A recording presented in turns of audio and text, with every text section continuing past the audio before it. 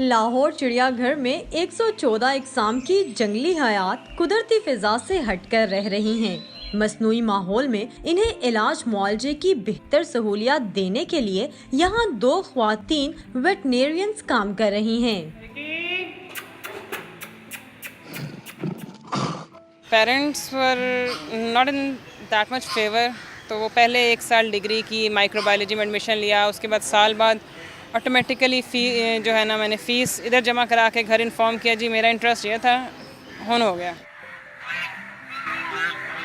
ये है डॉक्टर वर्दा। जानवरों को पहले दोस्त बनाती हैं और फिर उनकी तबीयत में सुस्ती या गैर मामूली तब्दीली का रोजमर्रा बुनियाद पर बेहद बहादुरी से जायजा लेती हैं।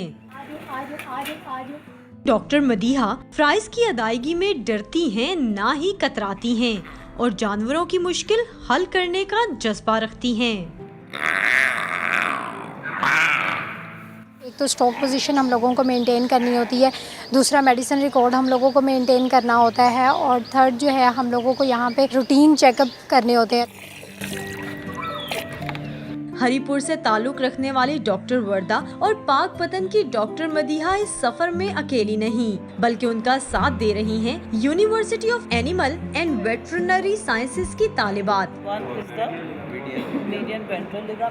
इस यूनिवर्सिटी में तालिबात सिर्फ पढ़ते या प्रैक्टिकल करते ही दिखाई नहीं देती, बल्कि 2 दहाइयों में यहाँ ख्वातीन लेक्चरार, असिस्टेंट प्रोफेसर और चेयरपर्सन के ओहदों पर भी कदम जमा चुकी हैं। हमारे से पहले और हमारे से बाद भी 4 या 5 लड़कियां हर साल आया करती थी उसके अंदर, लेकिन अब आपको ऐसी भी वहाँ पे लड़कियां मिलती हैं एडमिशन लेती हुई, जैसे कनाडा से आई हुई लड़कियां हैं, अमेरिका से भी आ रही हैं।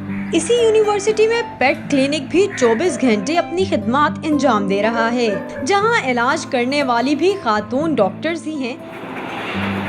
कुछ लड़कियां जो हैं क्लिनिकल प्रैक्टिस में आना चाह रही हैं और ज़्यादा लड़कियों का पिछले 5-7 साल के दौरान जो रुझान है पेट एनिमल प्रैक्टिस में बहुत बढ़ गया है।